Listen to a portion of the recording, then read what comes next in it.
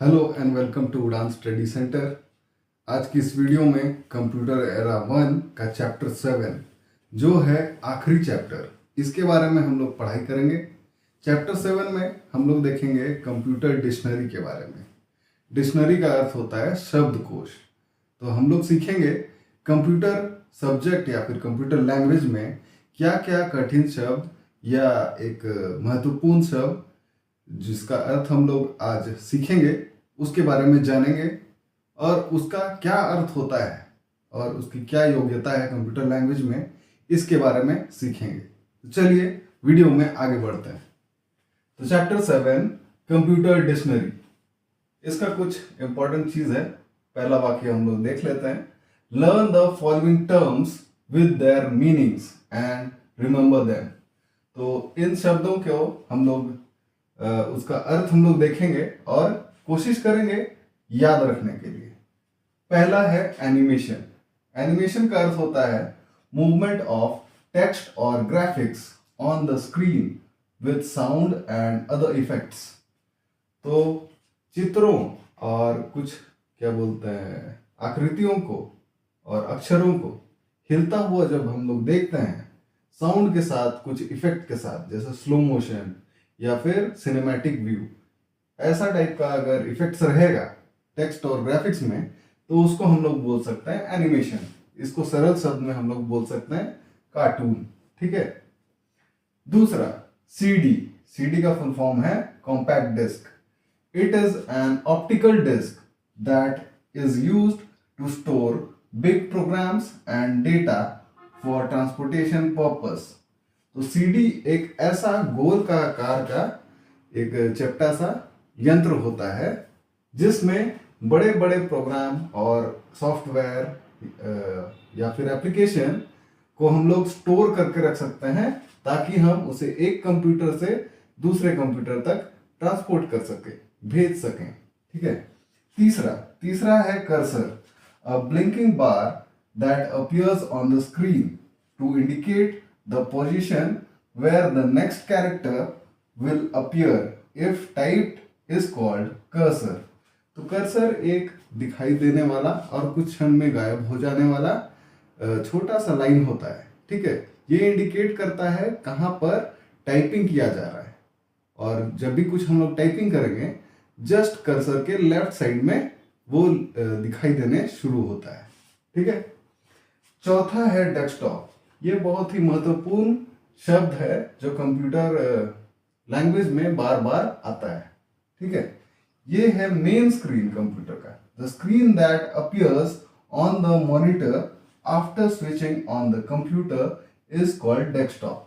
तो कंप्यूटर को जब ऑन किया जाता है तो कुछ ही क्षण में एक स्क्रीन रुक के आता है और वो कुछ क्षण के लिए हमें दिखाई देता है जब तक हम लोग कोई दूसरा एप्लीकेशन ना खोल लें। तो इस स्क्रीन को बोलते हैं डेस्कटॉप। ठीक है। इसमें कुछ कठिन शब्द रहे हैं जिसका अर्थ स्पष्ट नहीं किया गया है वाक्य में, उसको हम लोग जानेंगे। तो पहला अर्थ है मीनिंग, MEA। मीनिंग का होता है अर्थ। ठीक है। अगला शब्द रिमेंबर। रिमेंबर का मतलब होता है याद रखना। मूवमेंट का मतलब हिलना। टेक्स्ट का मतलब होता है अक्षर। ग्राफिक्स का अर्थ होता है चित्र। साउंड का अर्थ होता है आवाज। ऑप्टिकल का अर्थ होता है गोल। स्टोर का अर्थ होता है जमा करना। डेटा का अर्थ होता है जानकारी।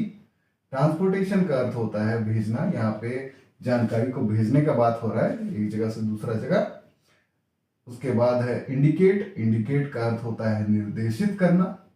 इसके बाद है अपीयर का अर्थ होता है दिखाई देना। चलिए अब हम आगे बढ़ते हैं। पांचवा नंबर है DVD. DVD stands for digital versatile disc. It is a storage media very similar to the CD but it holds more information than a CD. तो डीवीडी एक ऐसा यंत्र होता है जो सीडी जैसा ही दिखता है, वैसे ही गोल, वैसे ही चपटा यंत्र होता है। ये सीडी से भी बहुत ज्यादा जानकारियों को अर्जित करके रखता है। 6 number hard disk. Hard disk is a storage media. It is used to store a big amount of data inside a computer. तो हार्डवेयर भी एक स्टोरेज मीडिया होता है। इसमें बहुत सारा जानकारियां हम जमा करके रख सकते हैं, ठीक है। इसमें डीवीडी से भी बहुत ज्यादा हम लोग डेटा स्टोर करके रख सकते हैं, जिसको हम लोग भविष्य में फिर काम में ला सकते हैं। 7वां नंबर है icon, a small picture that stands for a word or a group of words and denotes a particular function or program. तो आइकन होता है एक अक्षर को दर्शाता है, या फिर बहुत सारे अक्षरों का समूह होता है उसको भी दर्शा सकता है, और ये इस्तेमाल होता है एक फंक्शन या फिर एक प्रोग्राम को खोलने के लिए, ठीक है। इसका शॉर्टकट होता है, एक तरह से बोल सकते हैं। 8 number, input, words, numbers and all other data or information that you feed into the computer is called input. तो शब्दों को, संख्याओं को या फिर कुछ सिंबल्स को अगर हम लोग कंप्यूटर को निर्देश देने के लिए इस्तेमाल करते हैं तो उसे इनपुट कहते हैं। 9वां number, internet, a technology in which computers are connected to a global network of computers. तो ऐसा टेक्नोलॉजी जिसमें एक कंप्यूटर को दुनिया के बहुत सारे या फिर हर एक कंप्यूटर से जोड़ने का एक साधन को हम लोग बोलते हैं इंटरनेट।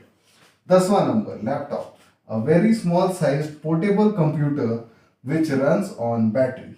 तो एक छोटा सा साइज का कंप्यूटर को जिसे हम लोग एक जगह से दूसरी जगह ले जा सकते हैं और जो बैटरी से चलता है, वैसा यंत्र को हम लोग लैपटॉप बोलते हैं। इसमें कुछ वर्ड मीनिंग रहे हैं जिसका अर्थ हम लोग देख लेंगे। पहला है सिमिलर, सिमिलर का अर्थ होता है एक जैसा। उसके बाद है इंफॉर्मेशन, इंफॉर्मेशन का अर्थ होता है जानकारी। इसके बाद पर्टिकुलर, पर्टिकुलर का अर्थ है विशेष। उसके बाद फंक्शन, फंक्शन का अर्थ होता है कार्य। आगे बढ़ते हैं हम लोग 11 नंबर की ओर। Memory, record of information in any form that can be used in future. तो कोई भी प्रकार का जानकारी को अगर हम लोग अर्जित करके रखते हैं जिसको हम लोग भविष्य में इस्तेमाल करेंगे, उसको हम लोग बोलते हैं मेमोरी। 12 नंबर, output, any result which we get from the computer is output. तो आउटपुट का अर्थ होता है परिणाम, ठीक है। कोई भी परिणाम हम लोगों को कंप्यूटर के द्वारा मिलता है उसे हम लोग आउटपुट बोलते हैं। 13 नंबर है password, it is a secret code that protects the computer and data in it from unwanted person.